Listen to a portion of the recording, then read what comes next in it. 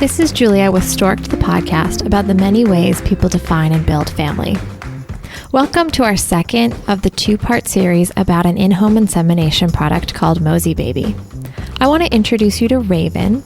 Raven and her wife Brittany have combined in-home insemination with a known donor who lives nearby in order to create a family which is modeled after a sense of closeness that comes from Brittany's family.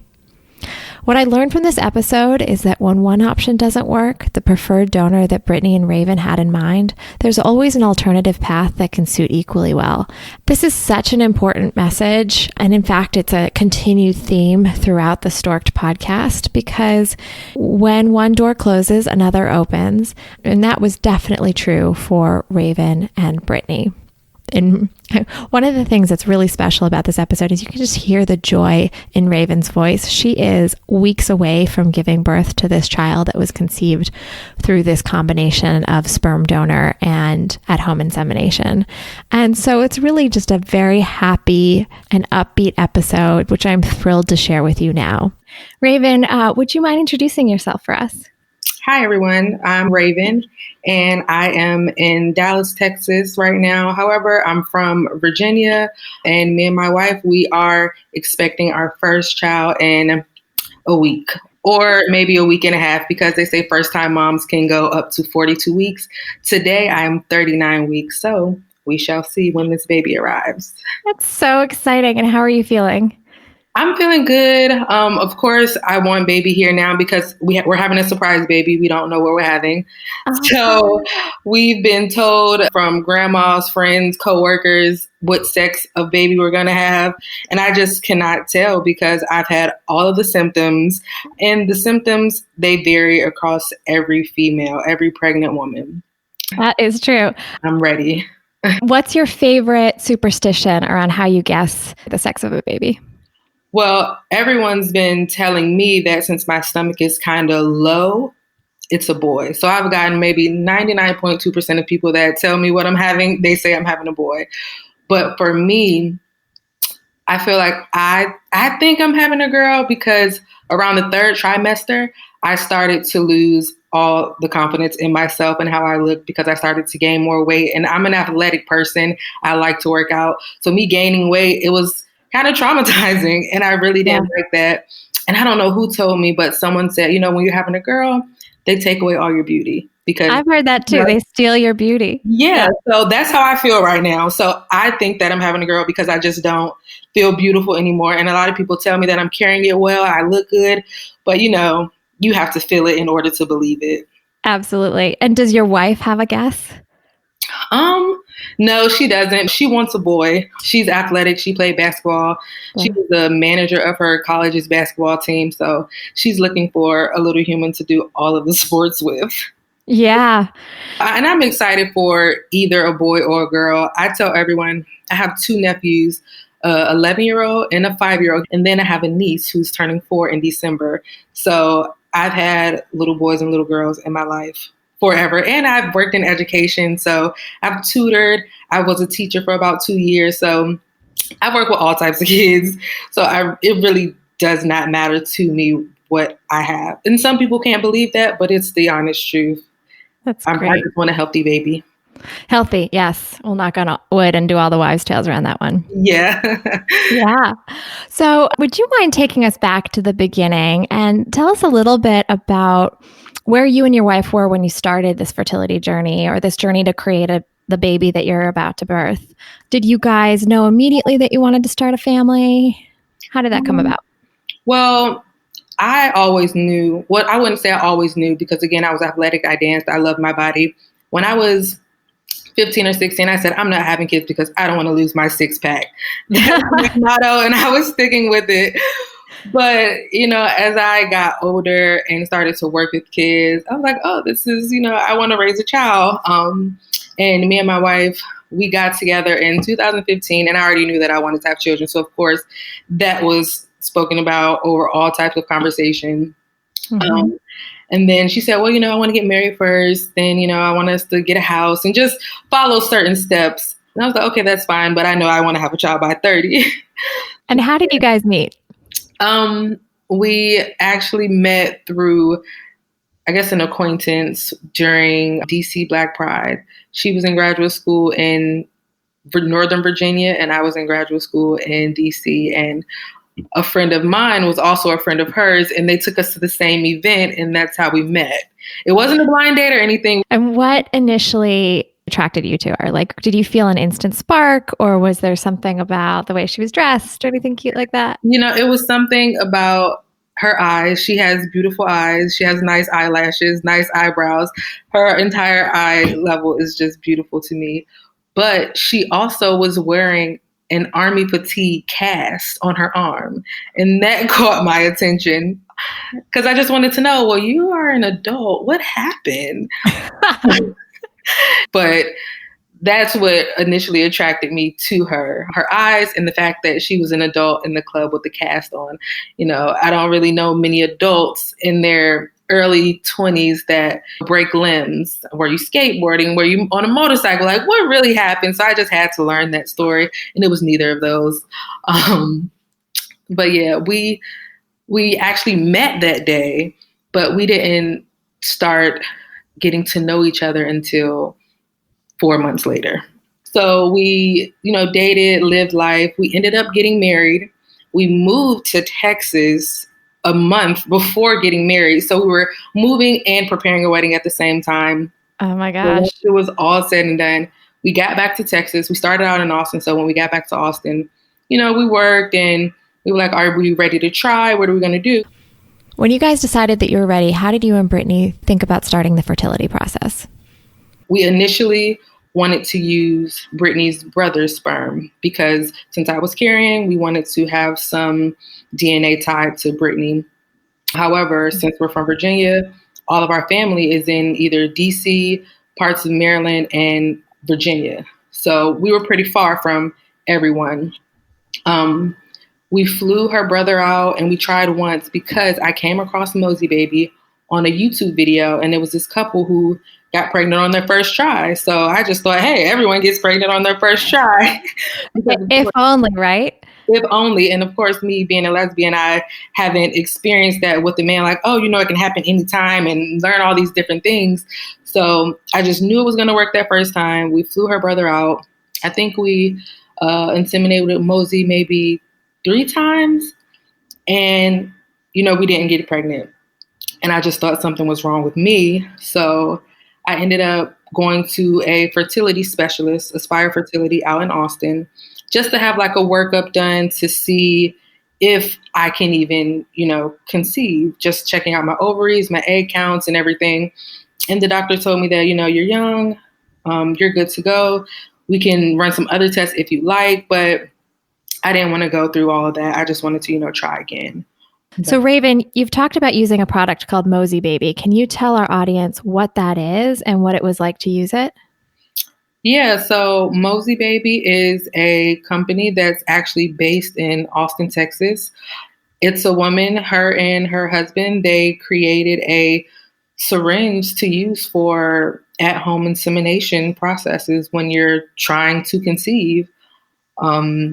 That's kind of what it is. The kit that I got, because I got it a while ago, and then we ended up getting a second kit. So things have changed from the first kit to the second kit. But I believe it was 2 syringes and a sample cup for you to use during your process. It seems so easy. Yeah, it seems easy, but you can become pretty anxious when using it because you want to make sure you don't, bruise the sperm when you're suctioning it into the syringe, and you want to make sure you get all the air bubbles out. So there is some, I guess, anxieties around using it when you're in the moment because you just want to make sure that you're doing it, correctly and that you're not messing anything up. Yeah, I think whenever you're in a point of like heightened anxiety or extra nerves, anything feels like it's really complicated, but especially when you're doing something that is actually complicated. Yeah. The first time was really, I think, really stressful. But then after doing it over multiple attempts, it kind of, got easier, as it went on. So moving forward, we moved from Austin to Dallas. We started working, and then we were like, okay, let's try again. but we wanted to research other ways of getting a donor because we already knew we didn't want to pay thousands of dollars for sperm because we just didn't have it. We got together after graduate school, moved. We were just doing a lot, you know? Yeah, I think I mentioned that I found a sperm donor, and the part in the process that literally just broke me as a person, that made me like in tears and in panic was around the calculation of how much sperm to buy and how much it is. It's just like so painful. Yeah, especially when you're doing other big things. Like I said, we had gotten married, we moved, and then we're moving again and we're changing jobs. All of that was very expensive for us. So when we got to Dallas, we started thinking about creative ways to find a sperm donor. And Brittany came across an article or somewhere, I don't even know where she even found it, but she came across an article that said, maybe using a dating site, or they had an app called Just a Baby, which is an app for people looking to donate sperm, donate eggs, or be a surrogate. So that's what we, ended up using, and we found our donor that way. On this app, they have people local and out of state. So I connected with a few gentlemen up there. Some of them were out of state, so they would send the sperm, and it would be a different process because it will be frozen in vials and all that. Wait, so you've got people who are in their home, I'm trying to find the right words, producing the sperm, and they have to package it and ship it themselves? Mm-hmm. That's amazing to me. Did you feel safe that you were getting something that would have stayed, I guess, fresh in transit? That was one of my worries. And that's why I didn't go with one of those candidates, because I was really looking for someone local. Because again, on that Mosey Baby video that I had watched, I think those women, they may have used a friend who lived nearby, maybe 10 minutes away. So their friend was able to come, drop it off as needed. So that's what I was looking for. So I went through a few guys on the Just a Baby app, and I finally found someone who was about 20 minutes away from us. So we chatted it up on the app for a few just to get to know each other. And then we set up an in-person interview. Me, the donor, and Brittany, we met at the mall, and we had a full line of questions for him. And we even answered questions, that he had. I want to stop there, and I want to dive into this a little bit because my process was different. I used a database. I had a really hard time discerning certain questions, like how intelligent are they? How cute are they really? Those things. But you get to meet the person face to face. You get to ask those questions. So tell us some of the criteria you used in selecting these gentlemen or this gentleman, and what it was like to sit in front of someone. What were you asking in this person? It was kind of weird because, of course, this is a complete stranger. However, when I spoke with him online, he was very open, and the conversation just felt really genuine. So I told Brittany, I'm like, we have to meet this guy just to, see if his online persona meets his real life, Were you looking to click with the person, like, I like you as a human, or did that not matter because you just want the good DNA? I kind of wanted to click with them as a person, just to, if they feel like a good person, someone was like, I'm just out for the money, but he really wanted to help. He was like, yeah, I think it's great that you guys are trying to, start a family. And I understand there's some women out there who are in the same situation as you, so we had great vibes from the beginning. So asking the questions, it was a little nerve-wracking, but we had to do it. We definitely wanted to know about his health, his family's health, what his parents did for a living, how many siblings he has. What else? It was more so how he felt about being a donor, if he's okay with giving up your rights to the child, all those things. And we actually found a list of questions online it was a known donor agreement. So, oh, wow. Yeah, we Googled and found a 4 to 5 page document. We didn't use all of the questions because some of them we didn't necessarily need since we were here in the same space. We talked about payment and the timeline and the process, how long we would need you. And we pretty much signed that contract together. So I'm curious about his motivation. You said it was because he just wanted to help other couples. Did you have a sense for how genuine that was? Did you have any question marks for him around like, why are you doing this? No, I actually didn't. Looking at his pictures, he seemed to be very unique. So I asked him about like his sexuality. How does he feel about the LGBT community? And he identified with the community. So we just kind of connected. Got it. Instantly. I didn't really think too much about it because it felt real at the moment. And when we told him the timeline of how long we'd have to, do it, he was like, that works. You have my phone number. You can just call me, text me. I'm available. And if I'm not available, I'll let you all know and we'll reschedule. And was his availability like, you call him and say, I'm ovulating, come over here and give me a specimen?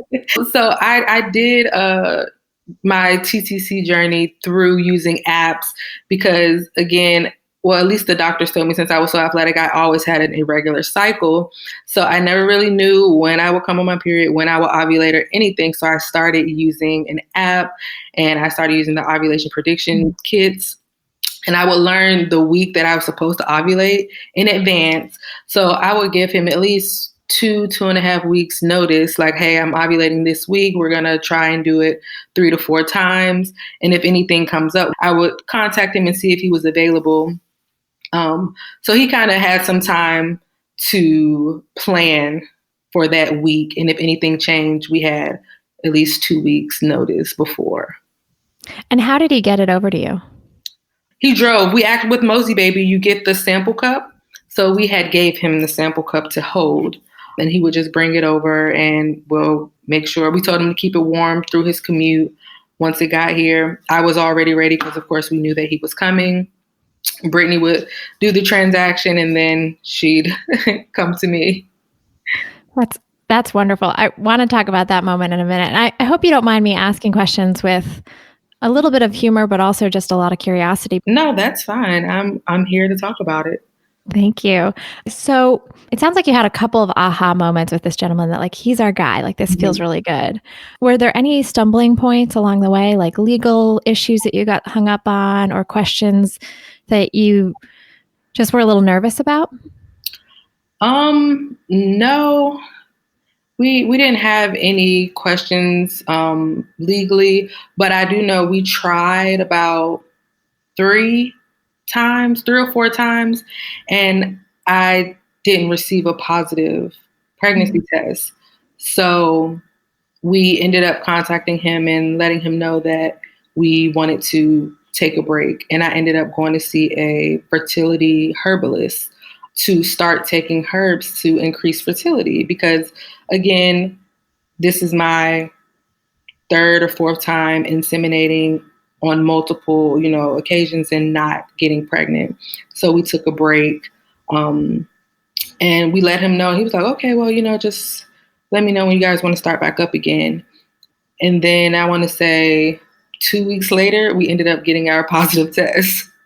Oh, no way. Yeah. So then we ended up having to let him know, hey, well, actually, we are pregnant and we don't really, I don't want to say we don't need you anymore, but you don't have to come and help us out. But thank you because we're now pregnant. So you thought you weren't pregnant and you went to a fertility herbalist, not knowing that you were already cooking something and it was working for you. Yes, I went out and bought all of these herbs and teas to increase fertility. And I literally was only able to use them for about 2 to 3 days. What a good part of the story. I thought I was going to go in a different direction, but a surprise positive is really awesome. How did you feel in that moment? I felt good because I had taken so many tests after each round. I did my 2-week wait and I was like, all right, I'm going to take a test. And I went through so many pregnancy tests and I held on to one last test. And I told myself, hey, I'm just going to hold this until we start back up. But then I started having these weird bodily symptoms. One day, my breasts were really tender. And I was like, okay, well, maybe I'm getting ready to come on my period. I don't know. And then 2 days later, I had some heavy cervical mucus discharge. And I was like, wait a minute, these sound like pregnancy symptoms. So I waited another day. And I think me and Brittany, we spoke about the symptoms that I had experienced. And I said, I'm going to take a test, but I'm going to wait a little while just in case this is maybe just like my period coming on. I don't know. So I finally took the test. I was a teacher then, so I was getting up super early. Brittany was asleep. I took one test and it was positive. And I said, oh, do I want to wake her up or do I want to leave it? I didn't know what to do. And I just left the pregnancy test on the counter and said, surprise, you're going to be a mom. And I went to work.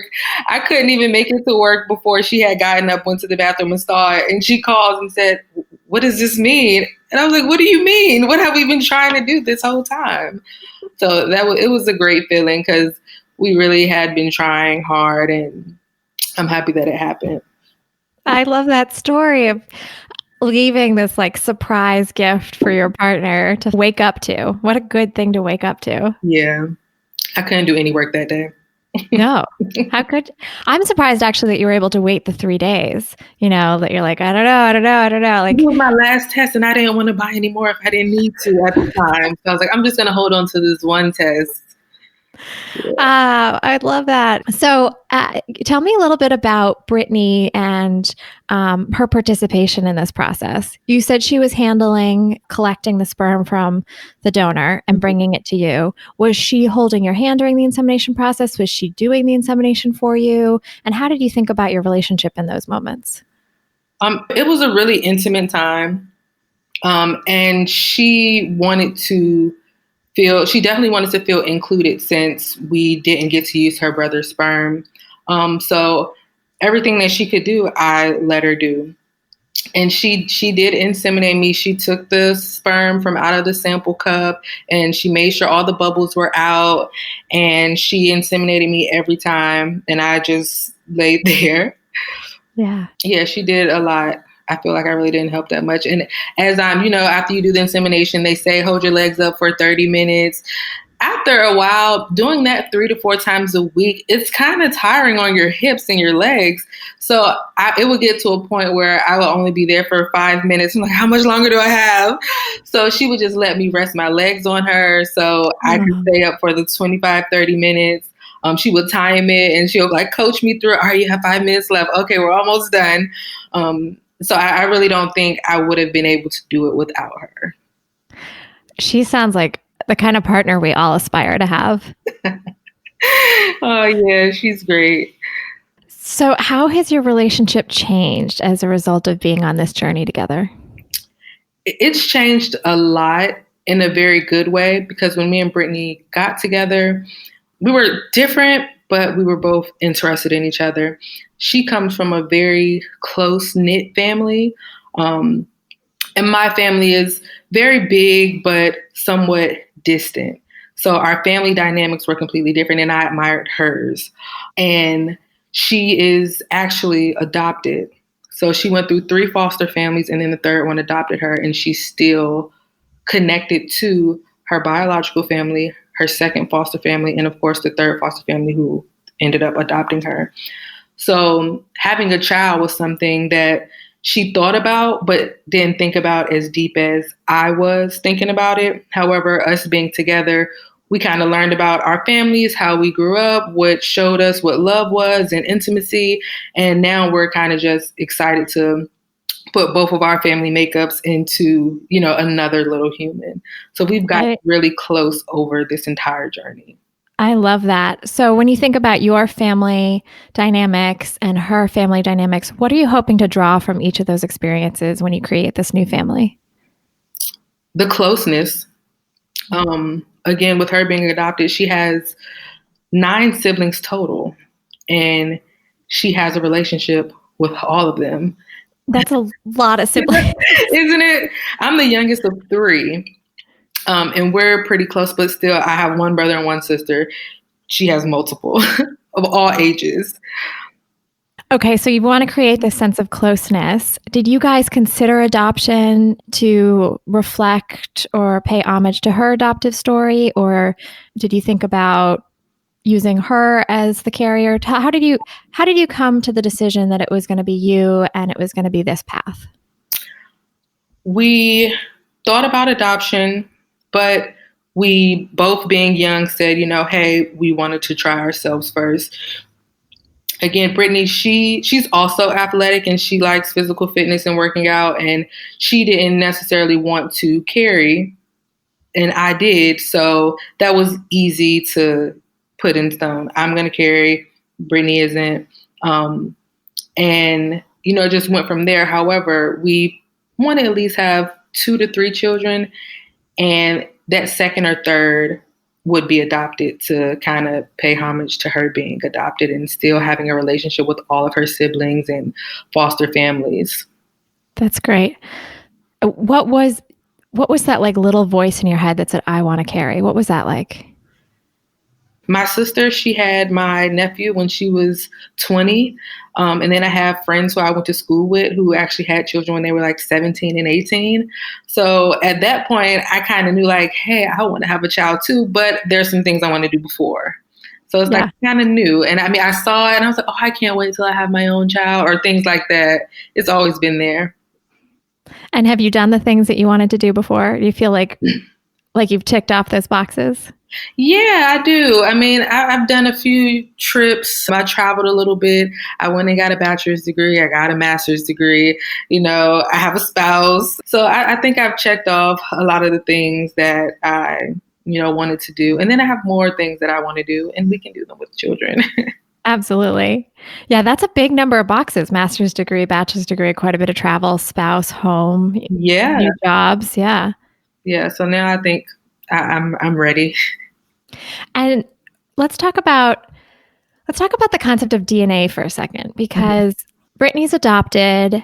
You want to use her brother's sperm because you want to have a piece of her. Did you guys have a conversation about what it meant to have a DNA connection to her? I guess her brother, Brittany's the oldest of all of her biological siblings, and she's the reason that they're all still connected.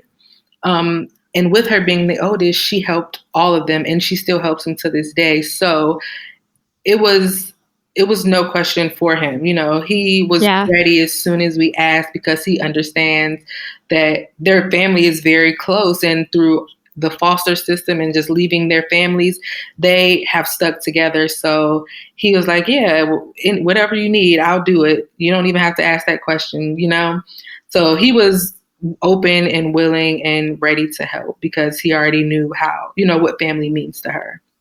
Yeah. Yeah. And when he wasn't able to contribute his DNA, when it didn't work with him, did you feel like, okay, we'll just move on to the next thing? Or did you have to go through a mourning period, like a little sadness? Yeah, we pretty much waited maybe 8 months because we were still talking about, well, maybe we can travel to DC and do it there. We were still trying to make it work.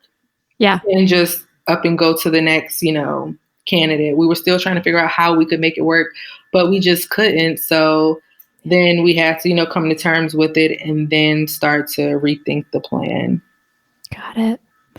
What was the most surprising part about this whole journey for you?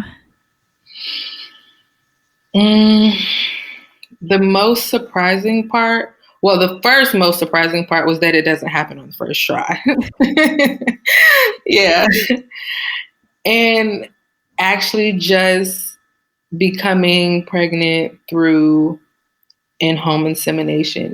People talk about it on TV saying the turkey baster method. And like when we told people we were doing in-home insemination, it was like, oh, like you guys are going to use a turkey baster? Yeah. We had to go through, no, there's actually a syringe kit provided by Mosey Baby where it's meant for at-home inseminations. They give you this. We had to go through the whole spiel quite a few times. But just knowing that there are different ways to conceive a child is one of the most surprising things, because growing up, you probably always heard that it was man and woman, they do the do, and then a child is made. But no, there's so many other ways. You have at-home insemination, you have IUI and IVF and donors, surrogates. It's more than just man and woman making love. And thank goodness, right, for all of us who really need to take advantage or want to take advantage of the whole host of options available. Yeah. And would you use this process again for a second or a third baby? I would. I would, because it's very intimate. It's not as invasive as going to, a doctor, or you can get some type of pills to increase fertility, but you don't have to do all the shots and things with IVF that I've read about. I don't know the entire process of either, but using the syringe at home, it's less stressful, and it seems like it's a lot less work than IVF and IUI, but I don't know because I've never, taken those. So it's a perception. Yeah. Yeah. So if you were to do this all over again, do you have any advice to your younger self or to somebody about to embark on the journey? Know that it's not going to happen instantly. Yeah. And just try and take it one day at a time and not stress. Don't overthink. Just try and make yourself feel as good as possible during the entire process of finding a donor, inseminating, and waiting on that positive test. Yeah, and it might come when you least expect it. It might. It just might. So, Raven, can you tell me in a word or two what family means to you? Family to me means supporting you through anything and everything. Yeah. And that doesn't always mean biological. It can be a friend that you've had for a long time, a family member of one of your friends. As long as they support you, who you are, what you're doing, your journey in life, that's family. Yeah, that's beautiful. I really love that. Is there anything I didn't ask about, but you're like, oh, ask this. Like, I really want to share this part of my process, my journey. Just, go with what feels best for you. Like, we wanted to do the at-home insemination, so that's what we tried, and we stuck with it. We didn't let anyone say, well, why aren't you doing it this way? Or are you going to try this way? We just stuck with what felt right to us and for us. And how did you know it felt right for you?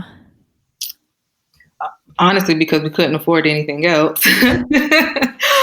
But it was, it was easier for us. We were new to Dallas. We already went to like multiple doctors. On top of me going to my OBGYN, I went to the Aspire Fertility Clinic. And just doing that, it was like, okay, well, what's next? Let's just try a natural, holistic, at-home way. And it worked with our work schedule. Brittany was heavily involved. So it just felt good for us. Because had I went to a doctor, Brittany could be at the appointments, but she wouldn't have inseminated me. Right. So it's a way of feeling a deeper sense of connection with your partner or having her part of the process. Yes, she was heavily involved. Yeah. That's so important when you're building something together. Yep. You've got such a beautiful story because it's really authentic to you and Brittany. Mm-hmm. And maybe this is because you're just about to give birth, and so that all the stress of getting to this point isn't like part of your memory right now, but it sounds like it felt like a sense of ease and like a sense of like naturalness. Is that what I'm hearing? The process did, but being pregnant, the different symptoms that I went through from trimester 1 to now, that was not with ease. I struggled in the first and the beginning of the second trimester. Really? Yes. So, Raven, thank you so much for chatting with us today. It's such a pleasure to connect with you. No problem. I loved it. Thank you so much for having me. Awesome. And good luck with that delivery. Thank you. Thank you for listening to Stork'd with your host, Julia Carroll. This podcast is changing the conversation around the ways people define and create family. For more information, visit storkedpodcast.com to sign up for our newsletter. And while you're there, leave us a message describing what a modern family means to you. That's STORKD podcast.com.